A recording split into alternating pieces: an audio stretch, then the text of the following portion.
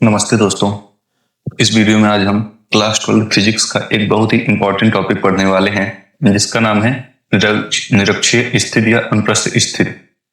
तो वीडियो को लास्ट तक देखिएगा और अगर वीडियो पसंद आए तो चैनल को लाइक और सब्सक्राइब जरूर करिएगा। तो चलिए देखते हैं निरक्षीय स्थिति या अनुप्रस्थ स्थिति। तो जब कोई बिंदु जिस पर विद्युत क्षेत्र की तीव्रता ज्ञात करनी होती है वैद्युत द्विध्रुव अक्ष के लंबार्धक पर स्थित होता है तो उस बिंदु को द्विध्रुव के सापेक्ष निरक्षीय स्थिति में कहा जाता है। लंबार्धक मतलब ये। फिर है माना ए बी कोई वैद्युत द्विध्रुव है जो प्लस क्यू और माइनस क्यू आवेशों से मिलकर बना है। आवेशों के बीच की दूरी 2l है। माना ये ए बी कोई वैद्युत द्विध्रुव है, ये यहां से यहां तक लंबी लाइन जो प्लस क्यू और माइनस क्यू आवेशों से मिलकर बना है जिनके बीच की दूरी 2l है। ये हो गया 2l। फिर है इस द्विध्रुव के मध्य बिंदु O से, ये मध्य बिंदु हो गया इसका, मध्य बिंदु O से R दूरी पर, ये P से O से P तक की दूरी R है। R दूरी पर निरक्षीय स्थिति में कोई बिंदु P है, यहाँ पे ये P हो गया जिस पर विद्युत क्षेत्र की तीव्रता ज्ञात करनी है। तो बिंदु A पर स्थित प्लस क्यू आवेश के कारण बिंदु P पर विद्युत क्षेत्र की तीव्रता, तो E1 equal to 1/4 pi epsilon 0 के क्यू अपॉन AP स्क्वायर, ये AP स्क्वायर AP दिशा में, जहां K इक्वल टू माध्यम का परावैद्युतांक है, AP square equal to L square plus R square, ये कर्ण का वर्ग प्लस लंब का, कर्ण का वर्ग बराबर लंब का वर्ग धन आधार का वर्ग, ये है। तो यहाँ पे AP स्क्वायर इक्वल टू हो जाएगा R स्क्वायर प्लस ये R स्क्वायर और ये L स्क्वायर। फिर है इसे समीकरण 1 दे देंगे। इसी प्रकार बिंदु B पर स्थित माइनस क्यू आवेश के कारण बिंदु P पर विद्युत क्षेत्र की तीव्रता, तो यहाँ पे A था, यहाँ पे BP हो जाएगा, ये BP square AP square BP square, तो BP स्क्वायर में R स्क्वायर L स्क्वायर इसमें भी हो जाएगा, तो ये BP स्क्वायर हो गया। BP square equal to L square plus R square. फिर E2 equal to 1/4 pi epsilon 0 के into q upon R square plus L square. समीकरण एक व 2 से स्पष्ट है कि तीव्रताओं E1 व E2 के परिमाण समान है लेकिन दिशाएं अलग अलग है। P और Q परिमाण, ये नीचे का हो गया, ये परिमाण, दिशाएं P और Q हो जाता है, ये P और ये Q। अतः इनका परिणामी ज्ञात करने के लिए बिंदु P पर इन तीव्रताओं को दो समकोणिक घटकों में वियोजित किया जा सकता है। ये दो समकोणिक घटक ये हो जाएंगे हमारे। फिर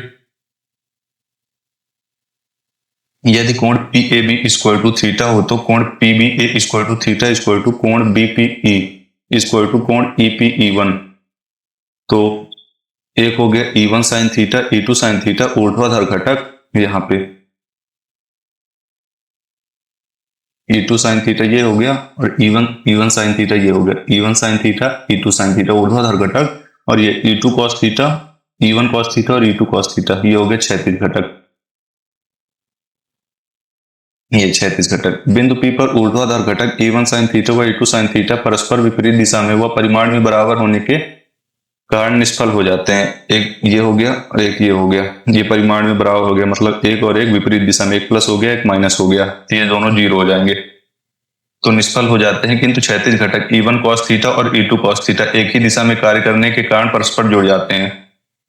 ये E1 और E2 एक ही दिशा में, ये देखिए E1 E2 एक ही दिशा में, तो परस्पर जुड़ जाते हैं।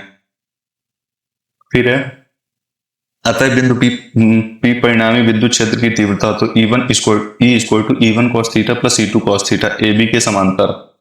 फिर है समीकरण 1 व 2 से मान रखने पर E1 और E2 का मान रख देंगे यहाँ पे, P equal to 1/4 pi epsilon 0 के into q upon R square plus L square cos theta plus 1 upon ये cos थीटा यहाँ से है, E1 cos theta E2 cos theta, E1 का मान रखे E2 का मान रखे। फिर है हमारा प्लस 1/4 पाई एप्सिलॉन 0 के into q upon R square plus L square cos theta, E equal to 1/4 pi epsilon 0 के 2Q upon R square plus L square cos theta.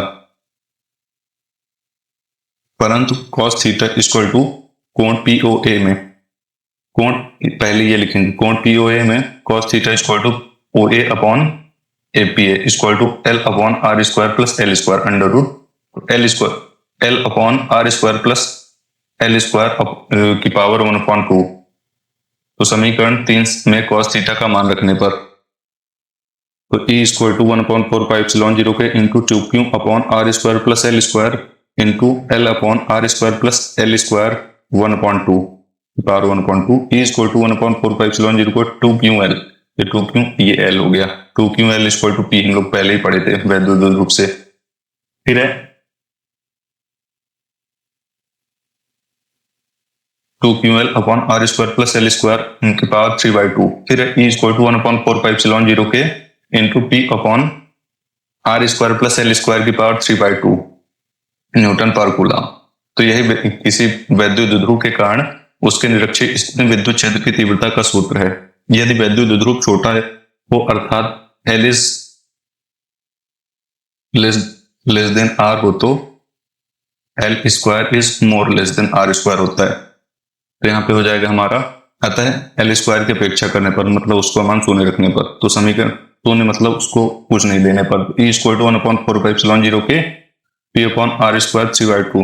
तो ये हो गया हमारा E इक्वल टू 1/4πε0 के into P upon R cube newton per coulomb. वायु निर्वात के लिए एक ले लेंगे K इक्वल टू, तो E इक्वल टू 1/4πε0 के into P upon R cube, तो E equal to 1/4πε0 into P upon R cube newton per coulomb. यही किसी छोटे द्विध्रुव के कारण उसके निरक्षीय स्थिति में विद्युत क्षेत्र की तीव्रता का सूत्र है। तो ऐसे ही और वीडियो को देखने के लिए हमारे चैनल को लाइक और सब्सक्राइब करें। Thanks for watching.